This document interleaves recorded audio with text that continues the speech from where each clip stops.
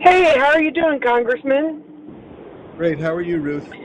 I doing pretty good. I just wanted to Good. address more of a statement than a question, but somewhat of a question. I hope you have an answer.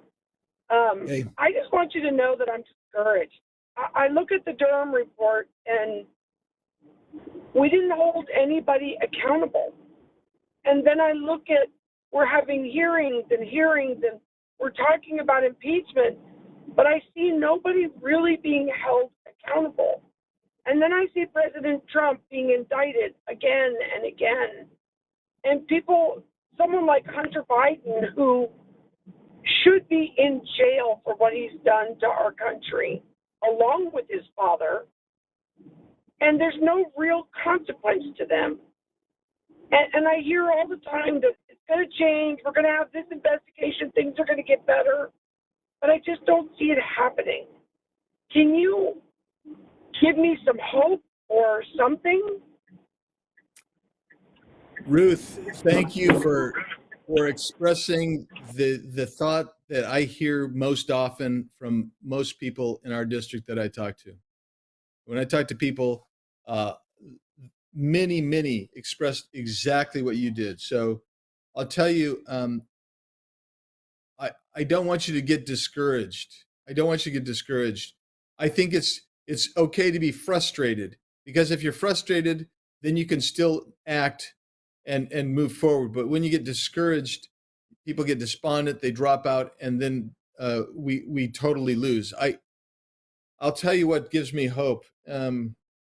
So when you say no one's held accountable, I don't disagree with that. That's what I think I was trying to get at yesterday. If you watch my questioning, which I think is at bigs.house.gov, of Mr. Durham, I go through a whole iteration of things that the DOJ and the FBI have misperformed on, and I expressed to him my frustration, and I hope all of our frustration, that these people are not being held accountable when they used the police apparatus of the country against a political opponent that everybody even then knew was not real. The cutout in the Durham, the play in the Durham report sets forth, and it makes clear what was in Mueller and what was in Horowitz reports. What happened is, uh, you actually had this crazy um, uh, Steele report. That was the first name of it, Steele report. And the Hillary Clinton staff was working with them. And then they went to Hillary Clinton and said, "Hey, you're getting hammered on the classified email problem on your personal server, and Trump's gaining some traction.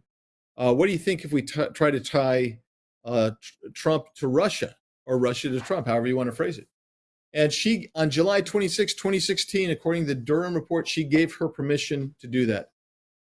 The Clinton campaign then provided money to um, Perkins Coie Law Firm, and Perkins Coie Law Firm then gave money to Fusion GPS, which was Glenn Simpson, who hired Christopher Steele.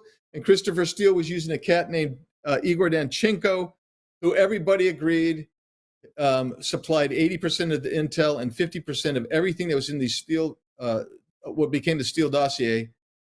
And he made it up.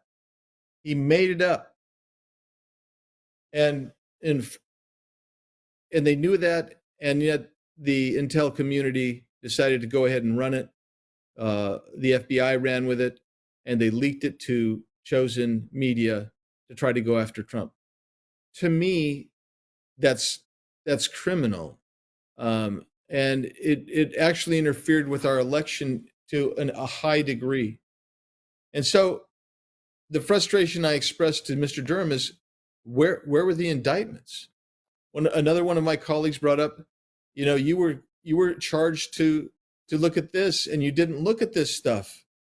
And so I would beg you, don't get discouraged. I'll tell you what gives me hope, and that's this is a country where I still think the majority of people believe in God and trust in God.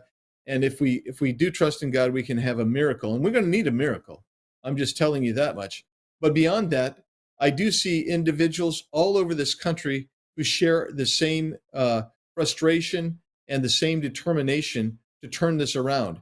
And I also would tell you that I think that our best chance to turn it around is in the states, where the states say enough is enough. We're not going to cow to the feds anymore with all of these mandates. And as that happens, it will weaken the shackles on the states, which that we're in by the federal government, and will free us up.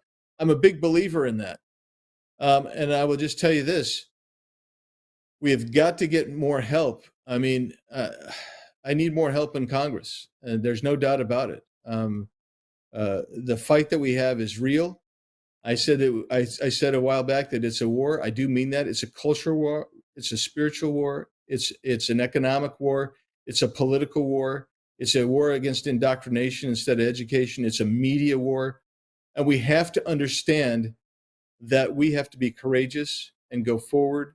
And we cannot relent, because if we relent, then we do lose the country. So, I tell you, Ruth, please don't lose hope. Please don't lose hope. Nobody should lose hope. It's okay to be frustrated as heck. I'm frustrated most of the time, as anybody near me will tell you. But I try not to ever get discouraged. So keep the faith, Ruth. And that's the only pep talk I can give you. The fact is, we are seeing more and more evidence come out. And at some point, even the Democrats of goodwill are going to have to say, you know what?